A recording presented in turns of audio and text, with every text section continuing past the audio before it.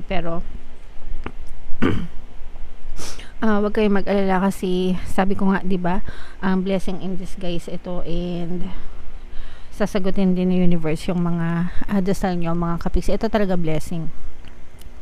Okay, blessing talaga yung nag-aantay sa inyo, mga kapiksi, and didinggin din ng nasa taas yung mga pinagdadasal nyo, guys. So ito, guys, i-mind nyo na to sa comment section. Mind blessings, mind answered prayers, ganyan, blessing in disguise, resolution, mind solution, ganyan, sa mga financial problems nyo or financial struggles.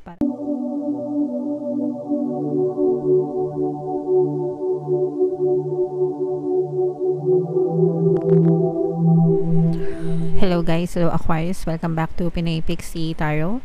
Ang pamagat ng ating episode for tonight is New Moon Kapalaran para ngayong December to January para sa Aquarius, Sun, Moon, Rising, Sign, and Venus. General reading lang, mga kapiksi, pwede mag-resonate, pwedeng hindi. Shuffle ko yung cards, guys, hanapin ko yung energy ng Moon at saka yung energy ng Aquarius. So ito yung energy ng Moon, mga kapiksi. Ngayon naman hanapin natin yung energy ng Aquarius. Eto, guys, so Aquarius, kayo ay na-represent ng Queen of Swords sa ating spread. Combination, guys, ng positive and negative energy. General reading ng mga kapiksi, pwede mag-resonate, pwedeng hindi. Yung new moon ngayong December, mga kapiksi, ay sa December 12. Tapos yung next new moon naman sa January ay sa January 11. So itong reading na to ay para sa period na yan, mga kapiksi. So titingnan natin yung strongest energies para sa inyo. Meron ditong presence ng fire sign, mga kapiksi, Aries, Leo, Sagittarius. For some of you, you may be dealing with a fire sign, or maaaring may fire element kayo sa inyong natal chart, mga kapiksi. Ito yung combination ng positive and negative energy, guys. For some of you, guys, excuse me, pasensya na kayo sa boses natin pag medyo sumasabit. Pag ganitong panahon kasi, yung mga may hika, kagaya ko, ganito talaga yung mga ganap. So anyway, mga kapiksi, nakikita natin dito na may mga pagsubok kayo na dadaanan sa inyong kabuhayan, mga kapiksi. Pero ito ay parang blessing in disguise, kasi kapag katapos ng pagsubok na to, mga kapiksi, bagong chapter naman ang nag-aantay sa inyo. Maaaring may kinalaman ito sa inyong kabuhayan o sa inyong kaperahan, mga kapiksi, especially kung feeling nyo naghihirap kayo or may mga pighati, mga pagsubok. Parang yung iba sa inyo, feeling ko bigat na bigat kayo sa pagdadala ng buhay nyo, kabuhayan nyo, kahit na may mga trabaho naman kayo or may mga pinagkakakitaan naman kayo, ganyan. Parang ano siya, parang dumadating lang, tapos lumalabas din ulit, mga kapiksi. And then for some of you, bukod pa doon, para nagkakaroon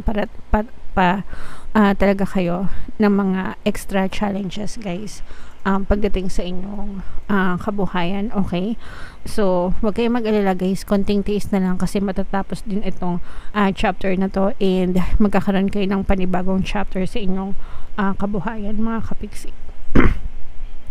Dasal lang ng dasal, guys. Yung iba sa inyo, parang feeling ko may nakakaaway kayo sa negative pa, mga kapiksi. Parang siguro dahil na rin sa mga financial problems nyo, mga kapiksi. Kung kayo ay, let's say for example, mag-asawa, baka nadadamay din yung inyong relationship dahil sa mga financial problems nyo. Baka nag-aaway kayo mag-asawa kasi kinukulang yung pera, ganyan, kinakapos ng konti. So wag nyo nang dagdagan yung problema nyo. Kung bagay yung problema sa pera, problema na lang sa pera. Wag nyo nang idama yung relationship nyo, guys. Kailangan nagtutulungan pagdating sa kabuhayan para mas maging magaan yung pagdadala ng buhay. Wag na tayong magsisihan, or iwasan nyo na yung pagsisisihan, mga kapiksi. And kung ano yung kayang gawin ng isa, at least gawin sa abot ng inyong makakaya para matulungan yung inyong partner o specific person. Yung iba sa inyo, guys, parang feeling ko nagrereklamo naman, no? Kasi parang feeling nyo naman kayo lang yung trabaho ng trabaho, tapos parang hindi naman kayo tinutulungan ng inyong partner o specific person. So siguro mag-usap na lang kayo ng mabuti, and mag-usap na lang kayo ng maayos, mga kapiksi, no? Para maiwasan na yung mga gusot nyo pagdating sa kaperahan, guys. Okay? Bukod naman doon, mga kapiksi, aside from that, parang ito ngay blessing in disguise sa inyo, mga kapiksi, no? Itong pangyayari na to. Kumbaga parang kapag ka natapos naman itong mga problema na to or pagsubok na to, bibigyan naman kayo ng kaginhawahan, mga blessings ni universe sa taas, mga kapiksi. So just keep on praying, guys. And magkakaroon din kayo ng peace of mind, mga kapiksi. So i-mind nyo na tong mga answered prayers na yan. Sasagutin din yung mga dasal nyo, mga kapiksi. So yeah, i-mind nyo na yan sa comment section. Mind answered prayers. Yan. First, ayan guys, blessings, no? So may mga blessings din. Ito yung kapalit ng mga pighati nyo, mga kapiksi. So pagkatapos nyong malampasan, kasi nga itong mga problema nyo, guys, parang feeling ko blessing in disguise ito. Ayan, kung mapapansin nyo, kung mararamdaman nyo naman yan sa card, mga kapiksi, no?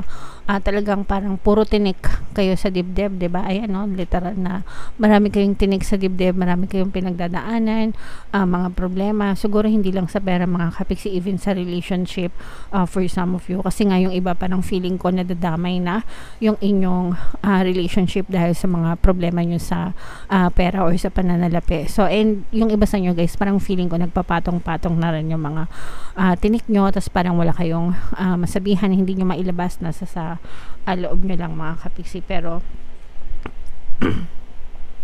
wag kayong mag-alala, kasi sabi ko nga, diba, blessing in disguise ito, and sasagutin din ng universe yung mga dasal nyo, mga kapiksi. Ito talaga blessing.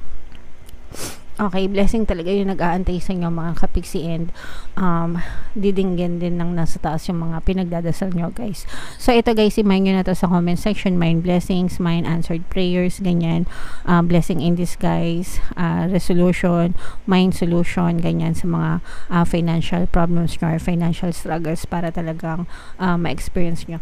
And pagdating naman sa mga affirmations, mga kapiksi, kung kayo naman ay may mga problema sa pera or sa pananalapi, dalawang affirmation lang yung palagi kong sinishare sa inyo. Money, money come to me. Palagi ako may pera, and palagi akong nagkakapera.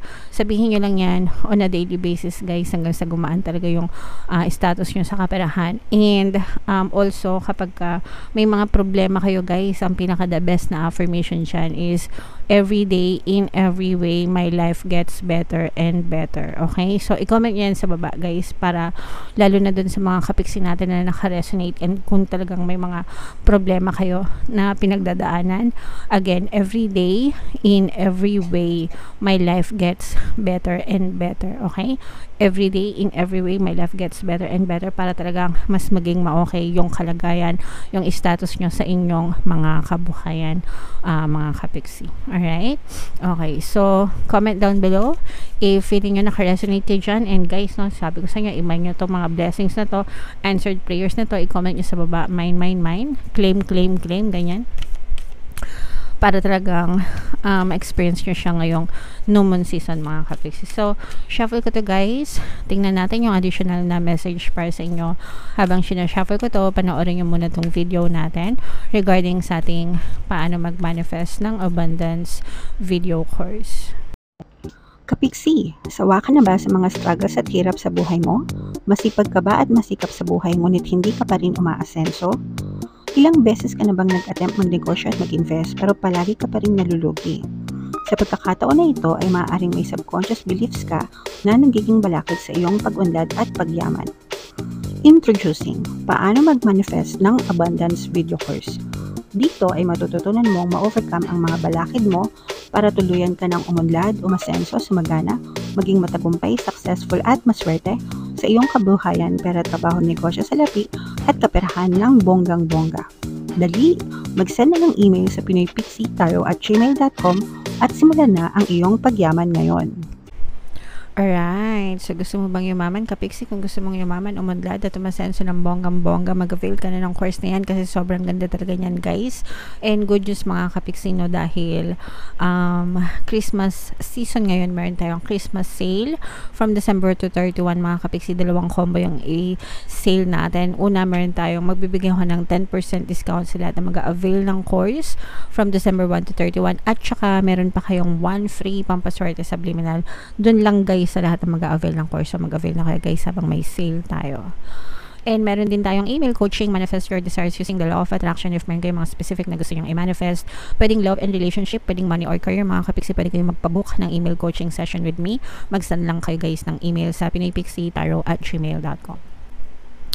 So, ito, guys, napakagandang message. Nothing is yet set in stone, mga kapiksi. Ibig sabihin nito, guys, hindi pa tapos ang lahat, okay?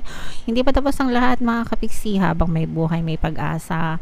Habang may buhay, habang kaya natin, laban lang ng laban, mga kapiksi. Everything is changeable and malleable sa ating buhay. Hindi porket naghihirap ka ngayon, hindi porket nagdudusa ka ngayon, is habang buhay ka na maghihirap at magdudusa. No, no, no. Ang kagandahan sa ating buhay, mga kapiksi, is pwedeng magbago yung takbo ng ating buhay as long as magbago din yung inyong pattern of thoughts and yung inyong belief system, dahil ang napupush out sa inyong 3D or sa inyong physical reality is yung inyong belief system, no? Kung saan kayo nagre-resonate, mga kapiksi. So, ibig sabihin, you can always change the reality that you're experiencing sa inyong buhay as long as magbago yung inyong pananaw sa buhay, mga kapiksi.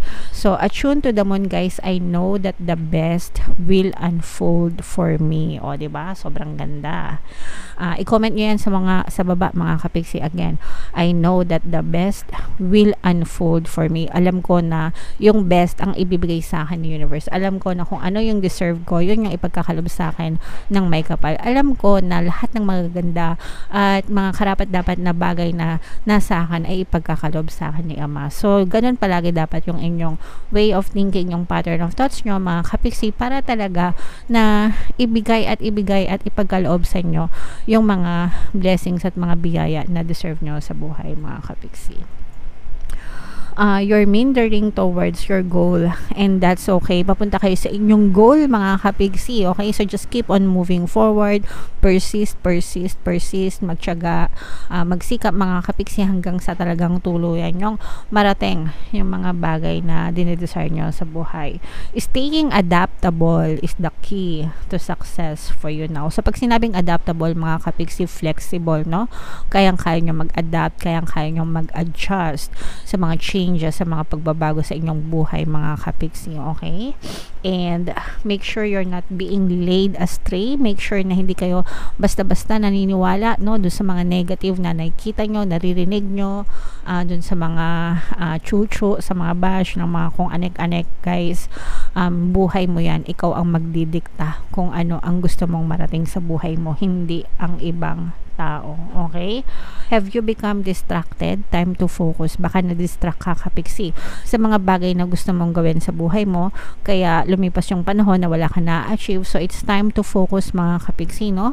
Balik-balik, back on track, guys, no? Whatever we focus on manifests. Kung anong fino-focus ng attention natin, yun ang nagmamanifest sa buhay natin. So, make sure na palagi kayong nakafocus dun sa inyong mga desires, mga kapiksi. Stay with it, whatever it means to you. So, stick with your desires, stick with it, stick with your goals, stick with your true assumptions, mga kapiksi, kung ano yung gusto nyo talagang mangyari. Stick with it, wag na wag kayong susuko. Alright? Okay.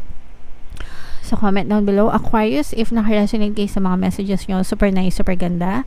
And ito pala yung ating 2024 kapalaran, mga kapiksi. Kung hindi nyo pa napapanood, panoorin nyo na. And ito naman yung ating success stories ng paano mag-manifest ng abundance video course. Click here to subscribe, mga kapiksi. Thank you for liking, sharing, and subscribing. And see you again next time. I love you all, guys. Have a nice day. Bye-bye.